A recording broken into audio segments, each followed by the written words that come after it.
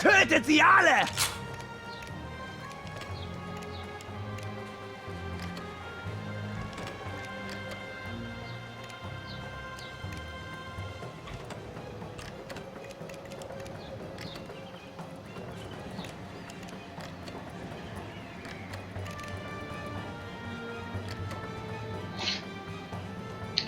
Yeah, welcome to the morning grumpy, sleepy stream of grumpy sleepiness.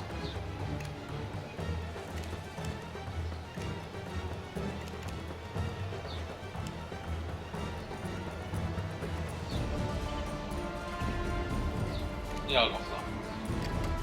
I've arrived in Tobruk off a boat filled with replacements and reinforcements. I can actually Young see men Twitch chat blindly if you want to rushing leave to me their messages. deaths.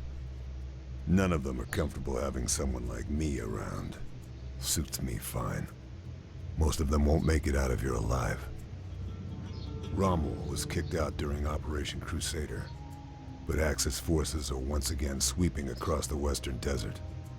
The Gazala Gallop began with the Allied retreat, and Rommel is at the city's throat. There's no time for tactics. 35,000 of us have one order. Hold Tobruk.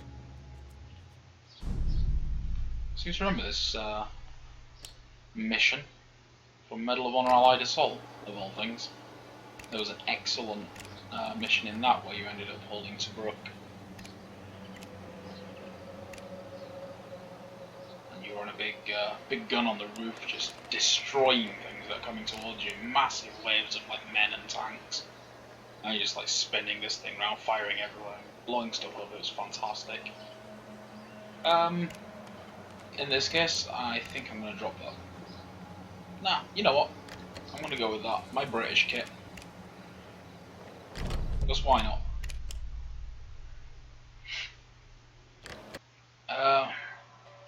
Yeah, so Sniper Elite 3 is a massive improvement over Sniper Elite 2, which was a little bit linear. Not necessarily a bad thing. But it grated with a lot of people.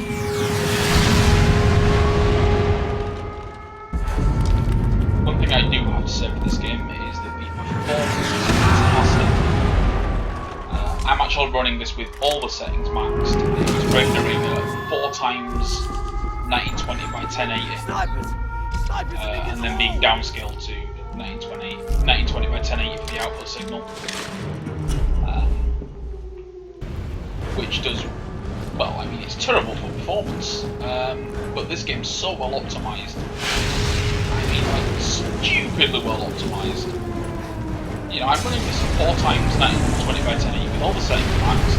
I've got 2 different game overlays running. Steam and Trillion Twitch chat. And I'm streaming, which means I'm encoding video in real time and sending it out.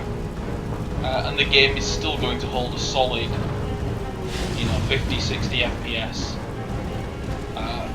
Without the streaming, this thing can actually usually sits at around 120-130. And you basically just pop loads of the sniper rifle, there's not much more to it. It's a bit of sneaking around. You get these cool kill cams.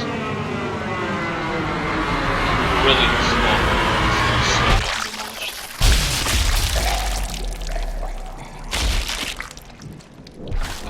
The blood and like the direction of the bits of doodads are kind of physics based, not entirely. The skull one is pretty conservative. So we can get a lot more interesting kill shots because we can take out his heart. I've hit some at vital. If the bullet's just going to go through them and I'll just knock them down or whatever. So I've hit something good.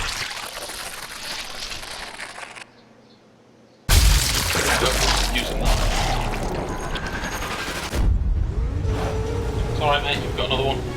I am sure you'll be fine. Be up and about in no time.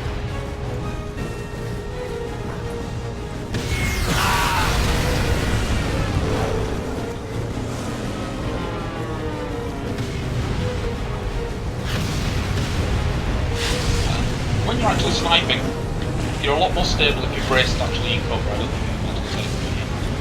It's not fair.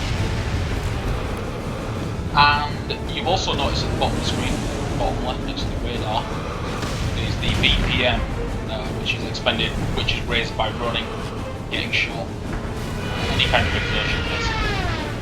And that limits how long you can hold your breath, how stable your scope is, how quickly you can reset after firing off a shot. But it also affects the slowdown time mechanic, which assists with aiming. God, this shot is going everywhere. Oh, that's why. So we're going through the yes! So it affects how long you can slow time like that and get an aiming aid. You don't always need it. It's very useful for long shots. Like if you get the shot just right, you can see fingers getting blown off in the slow-mo. It's amazing. You can get the bollocks and some levels. I can't recommend this game enough. It's another one like Wizard Blizzard, you know? It's kind of the game that everybody who's even remotely interested in this kind of game should play. Because it's just the best of what it is. Now vehicles are on the map entirely. When I activate slow-mo here, you're going to see a couple of points light up. I think, nope, the tactical assistance is disabled on moderate. But basically, there's the fuel tank there, in the middle of the truck, and there's the engine grill. The engine grill's in 2 shots, one shot to take out the grill, one shot to hit the engine inside. We'll actually do that, just because the fuel tank's a bit boring.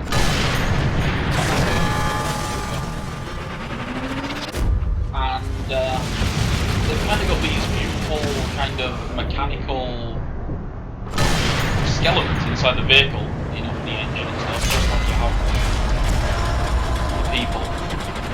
See it there. Just cause these brilliant kind of explosions in the vehicles.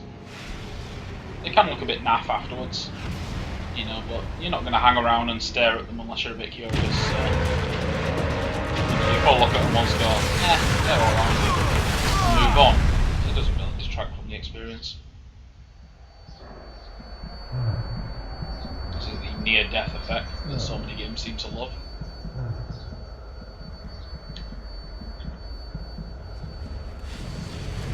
The Germans are using Nebelwerfers. I need to do something about them.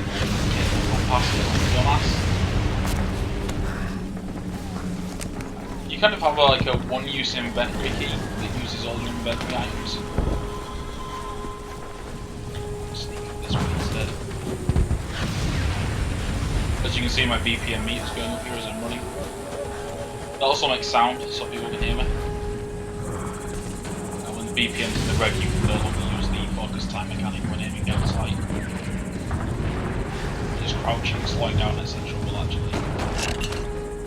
Oh, this guy got on good. I can't actually take his rifle. It kind of sucks. Usually carry 3 weapons at all times. You've got your little semi-auto HDM in this case, a pistol. You've usually got a submachine gun, or I think you need the expansion. But if you have the expansion, you can get an STG-44, which is fantastic. And there's a massive amount of sniper rifles. I mean, there's SVTs, Gewehr 43s, a couple of Lee Enfields, a couple of Mosins, a couple of K98s. They won't hear me approach if I there's crouch. Probably more than that. There's a Garand, there's an Springfield, 1903. This is brilliant. Watch this. Got a knife in the throat. Can't beat knifey throating in a stealth game. Still counts, still knifey throater.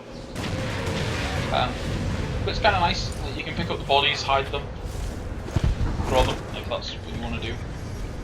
I don't think you can search them after you've thrown them, which is kind of weird. But if you search the corpses, you get ammo, equipment. And your equipment can interact in some surprising Time to ways. use the well rod.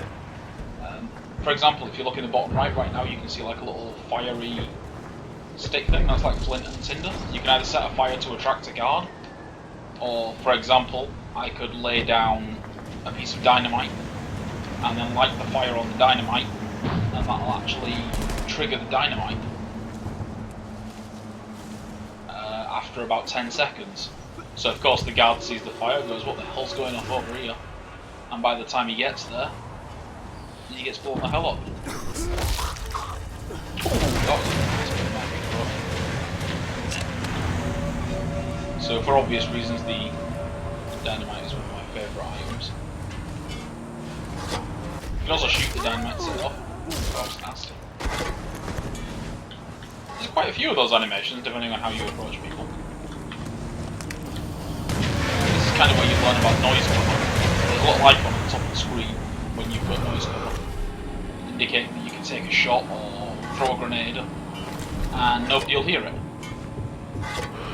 So what I'm going to do is going to wait for this to fire again.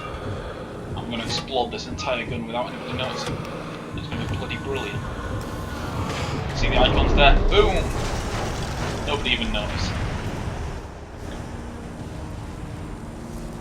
And these guys are, of course, completely shredded by delicious, delicious shards of tomato sauce.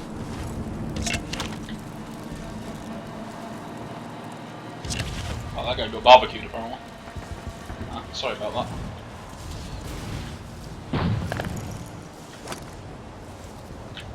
Your SMG typically isn't very accurate though, it's more of a panic weapon.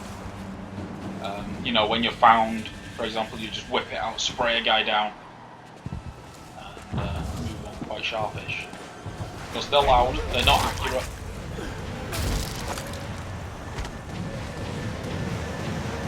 I mean, they're kind of accurate, especially the STG-44.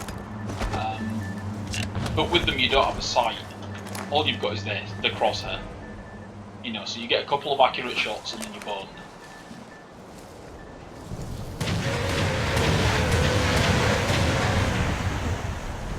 Kinda gonna show off the stealth sniping mechanic here.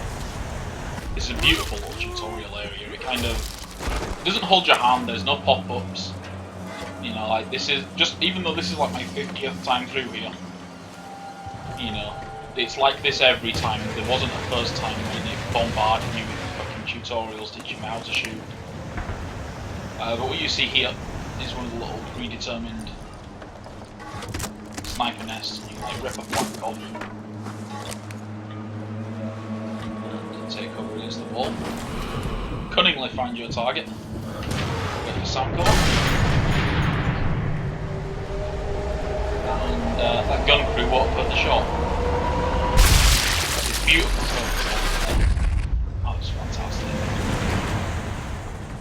Sniper Elite 2's bullets were a little wonky. They kind of wiggled into the target sometimes, especially in co-op. And these ones are a lot smoother.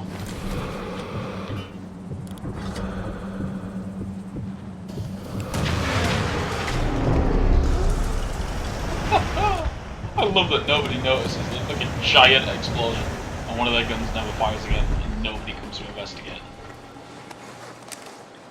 You know, the mechanics aren't entirely realistic, but they're realistic enough that it doesn't really get in the way of the game. You know, it's like Metal Gear. Vision cones are unrealistic, but, you know, they work. The AI can still surprise you. It's a very simple, consistent rule set. And, you know, you always know the rules. And that really makes for the best stealth games, I think, when you have a really consistent rule set. And it lets you kind of move freely of your own will, like through areas. You know, and approach them however you want. But you always know, you know, these are the rules, this is how it's going to work, and if I screw up, it's my own stupid fault.